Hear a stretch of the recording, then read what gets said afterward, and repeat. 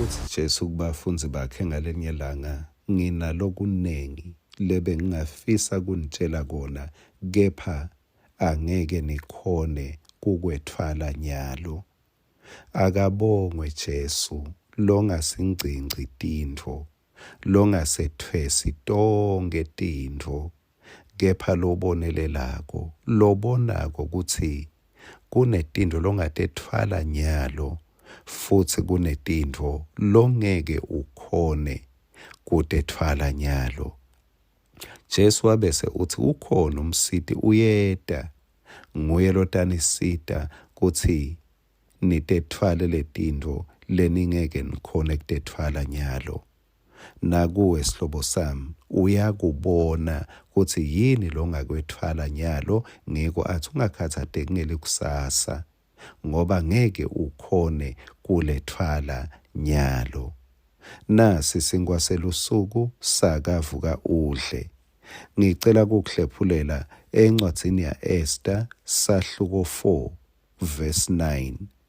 Hathakhi wabuyela emuva, wafike walandzisa Esther konke labekutshelwe nguMordecai. Kanti mawufundza la ngenhla kuverse 8, wanika Hathakhi ikhophi lona nguMordecai. Unika Hathakhi ikhophi yencwadzi lebeka simo kutsi emaJuda atawubulawa.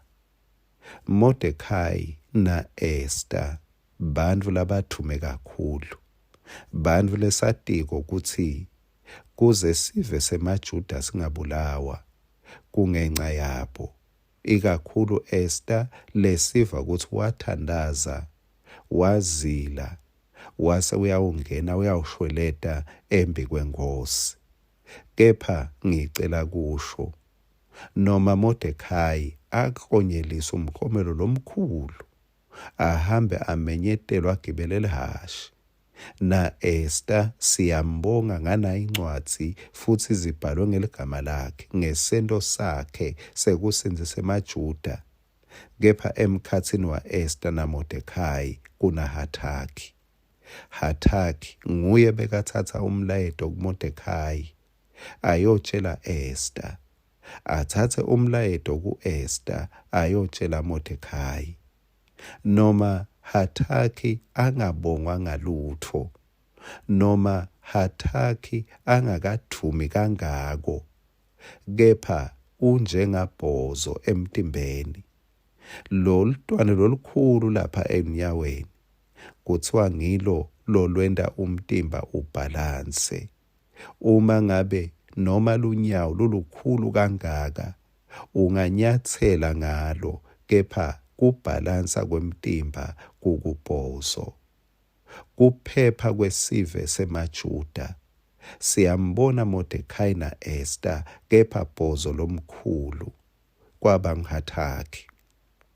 Kwangathi uNkulunkulu nawe angakupha boHathakhi, bantfu labatawukhona kukuniketa emaciniso latakusindzisa ngisho ekufeni.